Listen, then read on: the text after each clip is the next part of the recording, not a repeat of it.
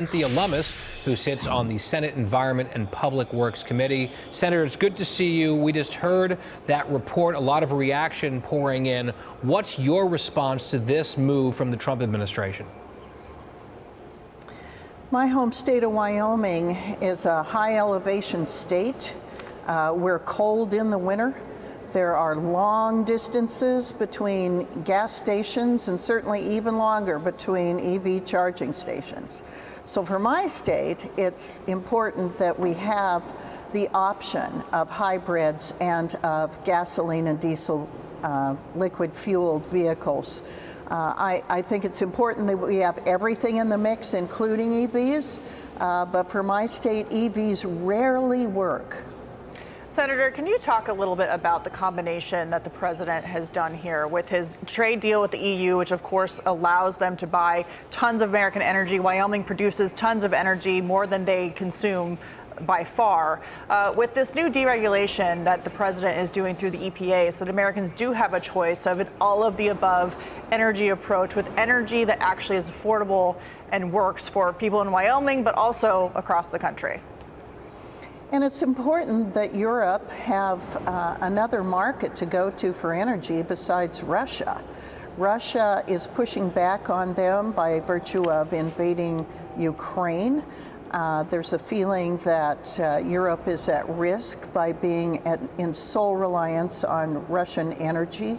And here we are, Wyoming has clean and very affordable natural gas that we can export not only to Europe but elsewhere in the world. It's important that the United States dominate in energy. I can tell you that even when I visited Rahm Emanuel, who was our ambassador to Japan during the Biden administration, he said the most important geopolitical thing we could do for Southeast Asia was provide them with energy.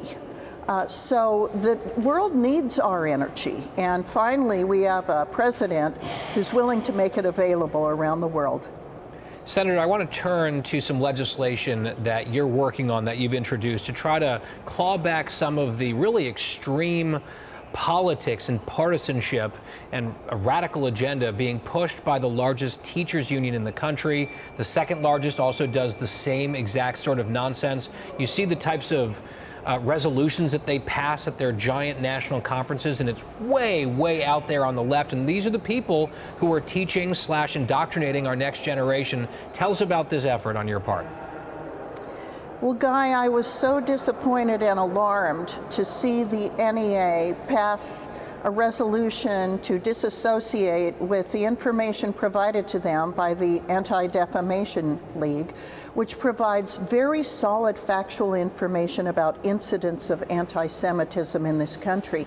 You know, they've increased in the number of incidents in anti-Semitism by threefold in the last 5 years, by almost ninefold in the last 10 years.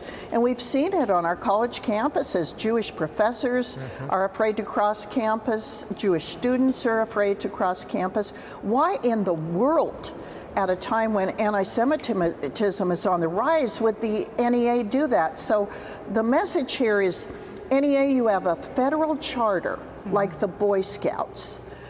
Act like someone who deserves a federal charter, not a union that's completely biased towards extreme radical and progressive positions. You know, Senator, there are a lot of groups that lobby on Capitol Hill. So why, more specifically, did you decide to do this on top of not just, of course, them taking out this education from the school system, but the kind of power that they've really had over politics due to their lobbying on Capitol Hill?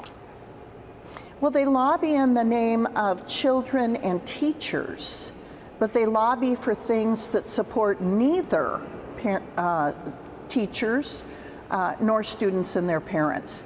So this is a way of saying, if you have a federal charter, you need to watch what you're doing with your lobbying positions.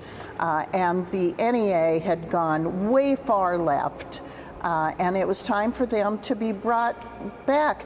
Case in point, after we filed this bill, the NEA took its own manual off its website and hasn't put it back on. So I'm wondering what else was in there that were positions of the NEA.